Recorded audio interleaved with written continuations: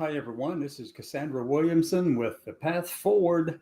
Welcome to Monday afternoon, March 31st of 2025, the last day of March, and tomorrow is April 1st. And we're supposed to have the big day on April the 2nd. What's Trump calling it? I don't know. Don't care. His big coming out day or whatever he's doing. But anyway, there's a lot of stuff to cover. No doubt many of you have received the email message I sent out. You found me on LinkedIn or YouTube or Facebook or Twitter, X, or on Blue Sky. I'm everywhere over through there. You can find the links to me anywhere on those social media sites. Okay, so we got a lot of stuff to talk about. So the first thing I wanted to mention was that, Trump got very mad over the weekend. Yeah, and really, who cares?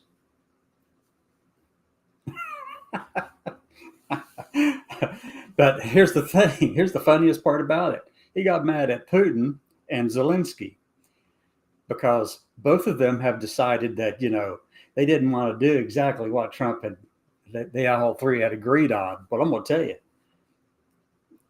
I don't know where Trump can actually get away with saying something like that. We've reneged on everything under the possible sun with this man.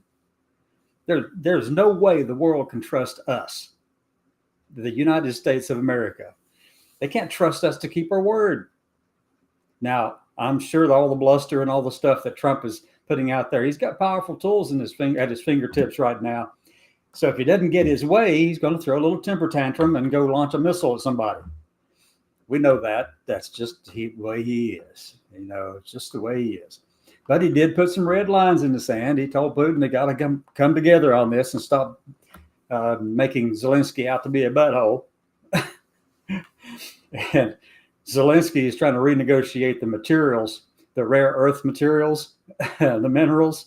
Oh, my God. And Trump's not having that, but they haven't signed anything. So I suspect that there's a lot that can be renegotiated. As a matter of fact, they've learned from the best. They've watched Trump and how he acts. So, I don't know why he's surprised or mad, but he did say in some of the articles I read that he's all right with it now, as long as they do what he says. The petulant bully. That's exactly what we have in the White House, folks. If you don't believe it, well, I don't know what to tell you. He's been that way since probably birth. I know he was that way in the 80s when I was reading about him. But anyway, so Trump got mad today or over the weekend. Okay. Cry me a little fiddle, la la la la la la, la la la la la la. Anyway, I'm going to drop that one out because I need to see what else I got behind my screen. And just to top it all off, Putin goes ahead and calls up 160,000 of Russians for military service. Poland's on alert. Europe is starting to get ready for war, put themselves on a war footing. I mean, they're starting to do it. Everybody's winding up for this. And then that's not even the biggest part of it, folks. That's not the biggest part of it. Yes, calling up 160,000 Russians for military service. Well, that doesn't mean a whole lot because these people don't have training and they'll just go out. He's sending them out as cannon fodder. Okay? He does not care about his people at all. Period. Never has, never will. He is a KGB person through and through. I knew about him in the 80s when I was in the service. So, there we go, folks.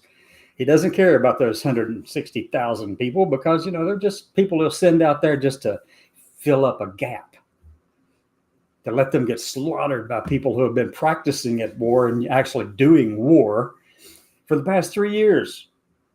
They'll get slaughtered out there. I don't want to see a loss of life either. And I really hate that. I really do. I really despise that. He's just calling up people to send them out there on the front line. And Putin, if you're watching this thing, hang on. I'd love to talk with you right face to face.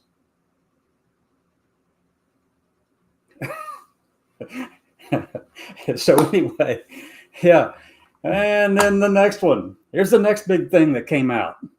In a secret memo released that came out of the Pentagon. You know what they're saying? And we already knew that they were going to do this. I mean, if Europe wasn't getting ready for this already, I don't know what to tell them either. All right. So, but the U.S. has decided, according to Holly Bishop with GB News, that the U.S. is not going to defend Europe if Russia attacks. But you know something? That's part of this thing that Trump has. He figures if he can allow Putin to grab what he wants on the eastern front of Europe, you know, along Poland and Lithuania and, you know, out through there and that kind of thing. It's like, sure, Ukraine, you know, different little countries right over there along the edge of the former Soviet Union, all those former Soviet Union satellite states. Yeah. Trump's going to say, that's fine. You can have your shield. We're going to take Poland, or we're going to take Greenland and Panama Canal. And there's nothing any of you can say about it because, you know, yeah, the big boys are playing now. Yeah. You got Putin and you got Xi and you got Kim Jong-un, who is not the, well, I mean, he is a big boy, but you know what I mean. He's the little rocket man, according to what Trump called him back in the first term. Okay. So anyway, you got all these people, and then you got another thing going on. We've started sending some of our B-2 bombers over to Diego Garcia to kind of put some pressure on Iran to tell them to get their act together and that they're not going to have any kind of nuclear weapons. And Iran, what did Iran do today? Iran suddenly decided that, well, not suddenly, but one thing is they don't even want to talk to Trump. They don't want to talk to him at all. Okay. But they went ahead and put a bunch of their missiles on their launchers, on their launch racks. Okay. Yeah. Man, I don't know what's going on, but this peacemaker Trump sounds like a war maker to me. A warmonger. Yeah. There we go. So let me drop that one out. And I've already talked about Iran. So I got these things going on two screens. And I'm kind of eyeballing them out of this peripheral vision. Let's bring it back to the shores. Okay, hey, my cousin down in Nolens, has he said anything about the soldiers in Lithuania? 3 found, 1 missing. No, he has not said anything that I'm aware of, not yet. He hasn't said anything about that yet. Let me put this over here for everybody else to see too, if I can. Where's the chat thing? Here we go. And let me put this up there and show it. All right. So has he said anything about the soldiers in Lithuania? 3 found and 1 still missing? No, I haven't heard a thing about that yet. But we do know that they were doing some exercises and got trapped in one of the bogs over there in their vehicle. They had to go dig the vehicle out. So we don't know about the 4th soldier, sadly enough. We don't know about them just yet. So, yeah. So let's bring it back to the shores of the USA right now, okay? So Pete Hegseth, Secretary of Defense, guess what he's doing? Well, he has ordered that the Department of Defense will have the same physical standards for men and women in combat roles, which, you know, as far as I know, they have been. They've been able to successfully pass everything. But he's also ordered the heads of all the different service branches to come up with a plan to make that happen and to identify the combat roles. Hegseth has always wanted to get the women out of combat. These people have proven themselves. These women have proven themselves over and over and over again. They're better than many of the men out there. Okay, but yet ideologically, his faith won't allow women to be in those kind of roles. He feels like a protector, misogynistic protector kind of thing. You know, that's really what he is. Yep, that's all he is. And let me go on to the next one. Back here in the United States, we're talking about DOJ gains access to the federal payroll system. Not all of it, but a large chunk of it, okay? Where they can see names and amounts and all the information that's going on with all of that. You know, oh my God. Musk is going to be controlling the whole darn thing before too long. He's got his hands in all of it. As a matter of fact, when he gets here's the thing. This is my prognostication on this one. Okay, you've got Rubio, you've got Hegseth, and you've got Doge. All these really sycophantic acolytes of Trump. They'll do whatever he says to do.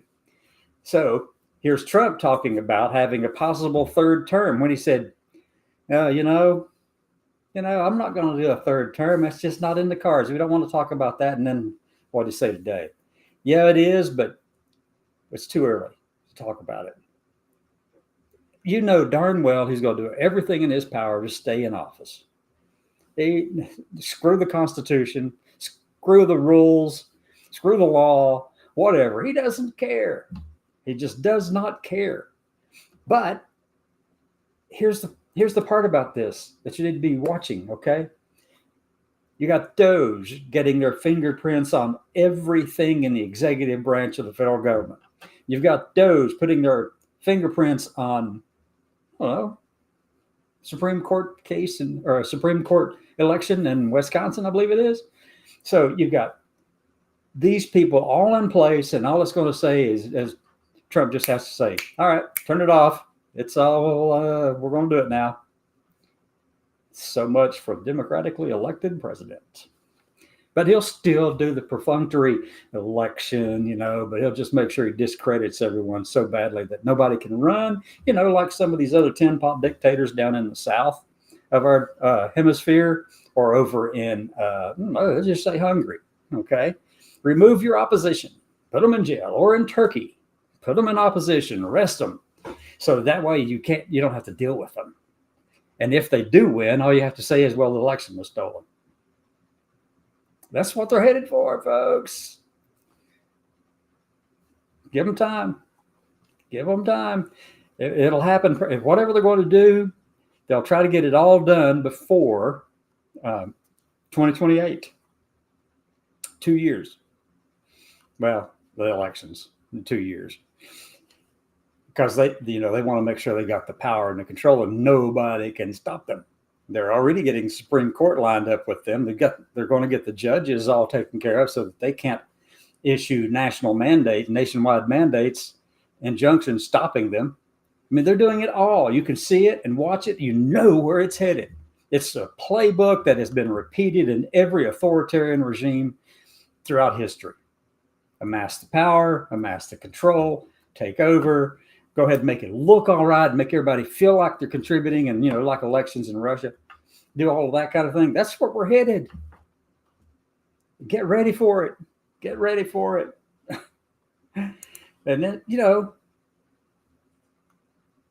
the other part of this, there's another element, and I need to mention as well. This other element is, one, you've got to get rid of the academics in the country, because they stand in the way of Trump and his team having absolute control over every phase of society.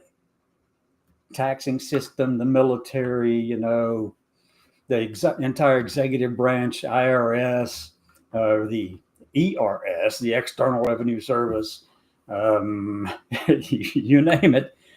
He's cutting funding from universities. He's bringing them up for investigation. He's doing all of these things that drives academics kind of crazy, because he's getting in the way of basic research. He's standing in the door saying, no, like George Wallace did down in Alabama, down in Tuscaloosa. I will not.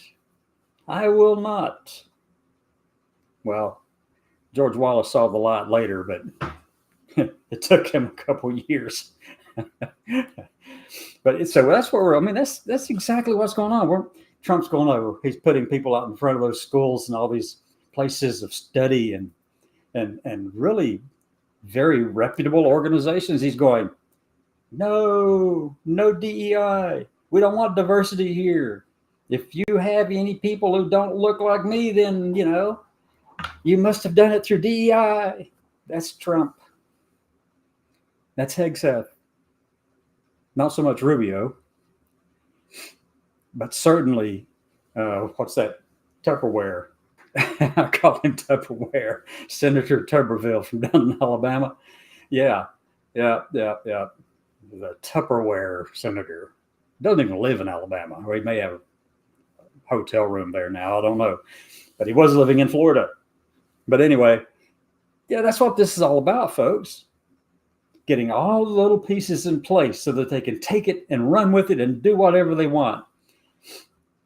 And I'm going to show this one too up here from my cousin in Nolens. All right. And they want to do it, and they want to do away with voting rights. He's already said no more elections. Well, he said no more election. Let me put a little caveat around that. I'm going to give him the benefit of the doubt because he was talking to the Christian coalition or whatever, and to tell them that you're not going to have to worry about it anymore and all that kind of thing. But yeah, that's exactly, you're right. So the SAVE Act also is something that's horrendous because it will strip away the rights of a lot of people. It will make it much, much, much, much more difficult for anyone to go vote whose identifications don't line up with what the person sitting behind the desk says. Hey, look at you. You don't look like this. Or this document doesn't line up with what we have on there. Disenfranchise people. And then make it a one-day voting event, and you must have proof of citizenship. Which I'm fine with that. Don't get me wrong. I'm fine with the fact that only citizens should be voting in our federal elections and state elections. I am good with that. However, I do think that all of these things that are going on around this whole thing with the SAVE Act, it's an attempt to disenfranchise those they don't want. Now, let me kind of give you an idea of who these people are. And here's what we're talking about. I don't know if you know who Matt Walsh is. Okay, Matt Walsh is one of these podcasters. He makes a lot of money doing podcasting and things like that. And he's far right. He's an extreme right commentator, and he believes in the extreme right. But I was reading a conversation he was having with someone the other day on Twitter. And this is me paraphrasing it slightly. But first thing he said was, women shouldn't vote. Only the head of the household should vote. And that one vote actually is all you need for that house. And if you're not working or you have any kind of debt that you owe the federal government, you're not entitled to vote either. And if you're on any kind of subsistence from the federal government, like SNAP, like Medicaid, Medicare, any kind of thing that the government is helping you with, he said, and his other person talking in this thread said, yeah, they shouldn't be allowed to vote either. They don't have a voice in that. We're giving them money. Oh my God, these people are off their rockers. And I'm telling you something, that's who we voted in, right? 77 million Americans wanted that, or mostly. A lot of them are getting pissed these days, though. They really are. They're getting pissed about what's going on. They're finally seeing some of the light, but they're holding on. They're holding back. They're holding back because they think that if we get through this, Trump has told them, hey, if we can get through this, we can eat a little bit of that tariff stuff. We can eat a little bit of increase in cost and expenses that we're seeing. We can eat that just so it'll be better on the other side. Where have we heard stuff like that before? I don't know. Really? Really? Oh my God. Oh my God. Crazy stuff. Oh my God. All right. So I do want to say one more thing. I've been in here 18 minutes. Oh my God. Who let me talk for 18 minutes? I'm going to put this one up there from Junia from down in Alabama. She calls him Tupperhead. I call him Tupperhead. Burp. That Tupperhead. Tupperhead. Here's some of the stupid thing that you've ever heard. Yep. Burp. That's when you burp the lid on those Tupperware containers. So I do want to close with this last thing. Well, two more things. One of them is today is Transgender Day of Visibility. Across the country, there are lots of things happening across this nation. Some are happening on the National Mall today in D.C. There's other things taking place in D.C. If you're there and you know about those things, please participate if you feel safe enough to do so. There's things taking place all across the country in different time zones. So you should be able to find something. If you want to go participate in them, please do. So, final point before I say path forward. Final point. All of us in the minority communities and those who support us, I want you to please think about being safe and how to survive and thrive in an environment where your friends, your family, the people you love and care about are under constant attack and deliberate effort to erase them from society writ large. Study how to survive, what it takes to thrive, and make sure that you're taking care of yourself too. If you need to be doing something health-wise, physically or mentally, get it done. Another thing is try to pay down all of your bills, everything you can. You don't want anything out there. And I'm not going to go into that much further than that because, we all know that that's why we should be doing things. But at the same time, we need to be thinking like that. Be ready to protect ourselves and those we love as much as we can. And the path forward, well, I think you just heard it. See you tomorrow evening at 6.